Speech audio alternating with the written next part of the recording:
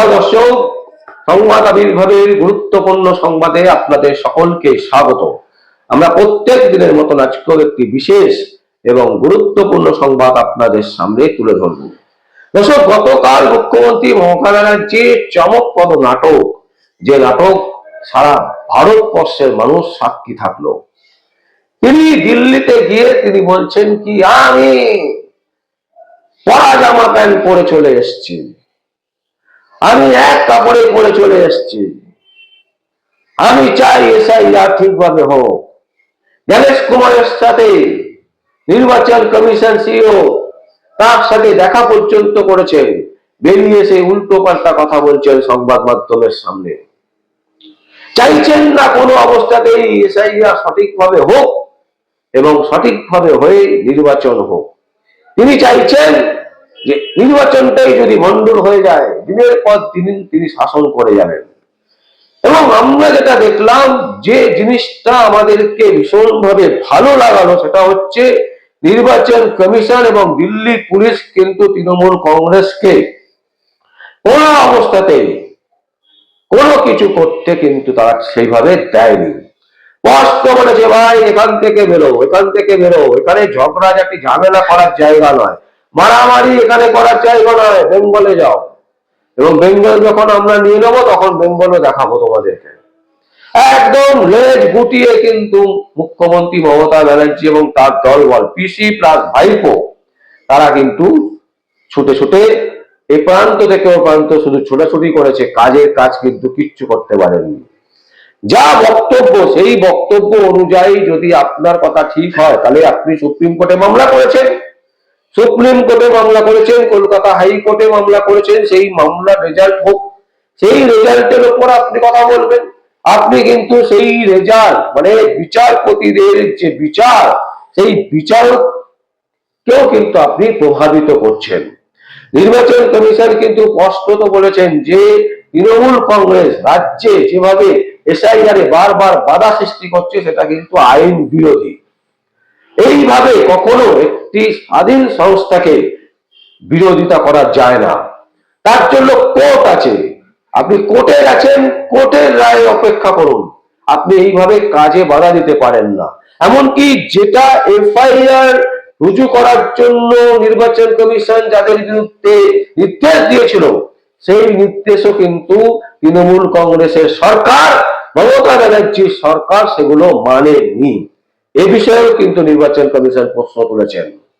এবং যেভাবে চারিদিক থেকে ধাক্কা খেয়েছেন কালকে মমতা ব্যানার্জি, অভিষেক ব্যানার্জি এবং তার দলবল, তাতে সত্যি আমাদের লজ্জা লাগে যে একজন মুখ্যমন্ত্রী তিনি এইভাবে সেখানে চলে যাবেন।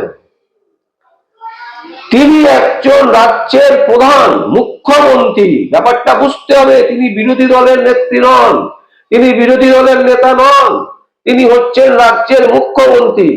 তিনি ওইভাবে গিয়ে করতে যাবেন এবং দেখা করার পর বলবেন যে আমার সাথে ভালো ব্যবহার করেনি, কি করেনি, সেই করেনি, হেলা করেনি। এসব কথা বলে আপনি নিজেকেই ছোট করছেন না, পুরো বাংলায় যারা 7.5 কোটি 8 কোটি মানুষ বাস করে, তাদেরও লজ্জায় মাথা হেট হয়ে যাচ্ছে আপনার জন্য। আপনি বাংলার যে সম্মান, সেই সম্মানকে একেবারে মাটির তলায় পুঁতে দিয়েছেন। এখন চেষ্টা করছে মাটির তলায় তো পুঁতে দিয়েছে, সেই মাটিটাকে পুড়িয়ে জ্বালিয়ে দিই।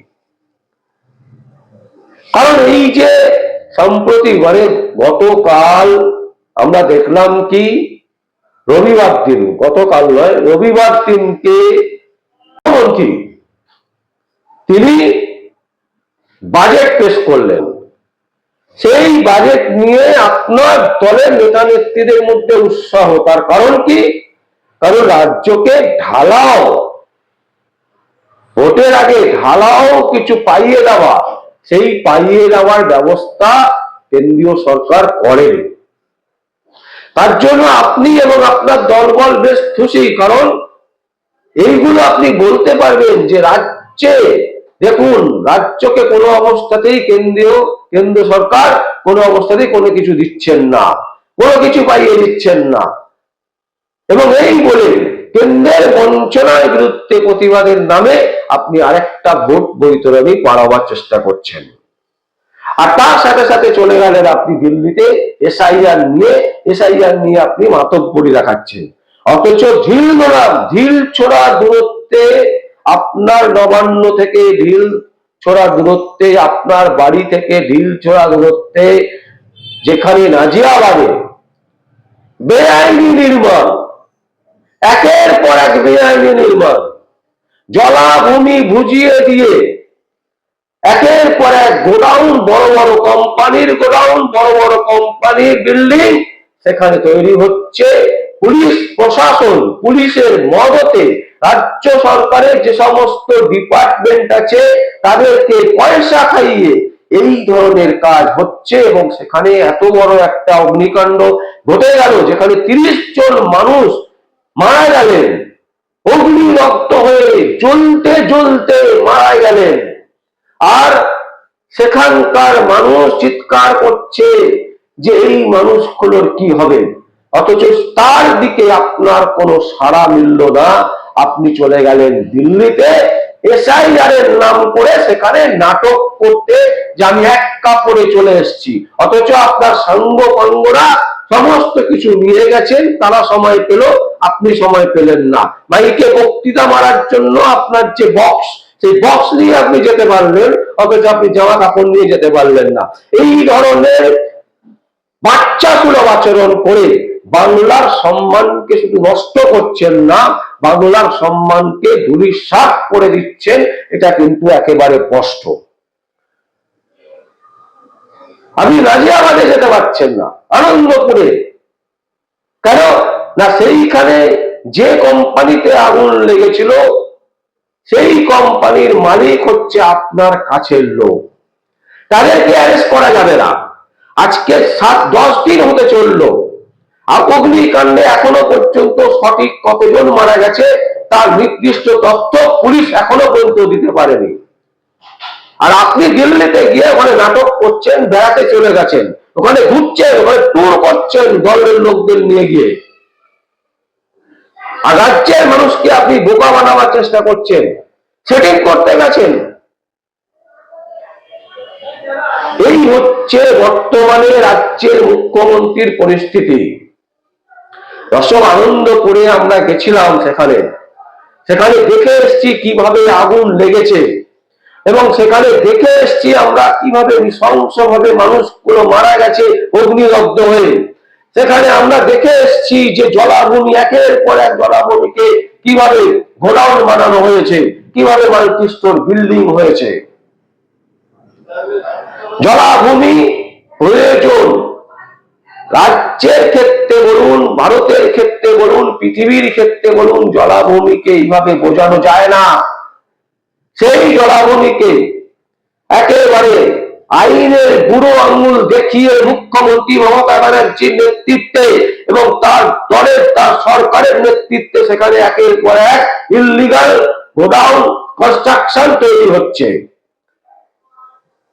75% পয়সা, যেটা বলেছিল দোলা সেন, যে মমতা ব্যানার্জির টালির বাড়িতে পৌঁছে গেলে সবকিছু করা যায়।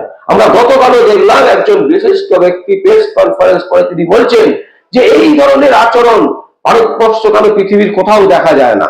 যে একটা সিস্টেম, পুরো সিস্টেমটাই হচ্ছে জাল, পুরো সিস্টেমটাই সরকারের মদতপুষ্ট, সিস্টেমটাই চালাচ্ছে দুর্নীতি করে। মানে যেটা প্রয়োজন, বাঁচিয়ে রাখা প্রয়োজন, সেটাকেও ধ্বংস করে দিচ্ছে এই সরকার। এবং কাজ করব না, কাজ না করার তাগিদ এই সরকারের যে সমস্ত লোকেরা কাজ করছে বিভিন্ন দপ্তরে, সে আপনি কোর্টে যান, এক সেম পরিস্থিতি, পয়সা ছাড়া কোর্টে আপনি নাম তুলতে পারবেন না, লিস্টে নাম তুলতে পারবেন না। কোর্টে যান, বিভিন্ন এক ফাইল থেকে আরেকটা ফাইল, একটা চেম্বার থেকে আরেকটা চেম্বার নিয়ে যেতে গেলে পয়সা ছাড়া কথা হয় না। বাংলার বিভিন্ন সরকারি দপ্তরে এই ভয়ঙ্কর পরিস্থিতি তৈরি হয়েছে যেখানে কাজ করার অনীহা। কিন্তু একটা জিনিস ভাবুন তো, আজকে আপনি প্লেনে করে যাচ্ছেন, সেই প্লেনের পাইলটরা যদি বলে যে আমি প্লেন চালাবো না আমরা, তাহলে কেমন হবে? যারা ট্রেন চালান তারা যদি বলেন, ট্রেনের যারা পাইলট তারা যদি বলেন যে আমরা ট্রেন চালাবো না, তাহলে ভারতবর্ষের যে ভয়ঙ্কর পরিস্থিতি তৈরি হবে একবার ভেবে দেখেছেন? অথচ আপনি আপনার দপ্তরে বসে জলাভূমি ভরিয়ে দিচ্ছেন টাকার বিনিময়। পুলিশ প্রশাসনকে দালালে পরিণত করে দিয়েছেন। তারা টাকা তুলে 75% টাকা মুখ্যমন্ত্রী মমতা ব্যানার্জির বাড়িতে পৌঁছে দিচ্ছেন। এই ভয়ঙ্কর পরিস্থিতি কিন্তু চলছে। আর মমতা ব্যানার্জি দিল্লিতে গিয়ে নাটক করছেন। এই নাটকে জবনিকা প্রয়োজন, এই নাটক বন্ধ হওয়া প্রয়োজন। 2026 কিন্তু সেই দিন যেদিন মানুষ প্রয়োগ করবে তার ভোটাধিকার, সেই দিনটা কিন্তু খুব গুরুত্বপূর্ণ। ভাবুন, চিন্তা করুন, ভাববার সময় হয়েছে। দর্শক, আমরা এই সংবাদ আপনাদের সামনে তুলে ধরলাম। যদি আপনাদের কোনো বক্তব্য থাকে, কোনো কমেন্ট থাকে, অবশ্যই আপনারা কমেন্ট বক্সে কমেন্ট করবেন। আর দেখতে থাকুন পরবর্তী সংবাদ, সংবাদ আবির্ভাবে। আমার নাম বিশ্বজিৎ পাল, সংবাদ আবির্ভাবের জন্য।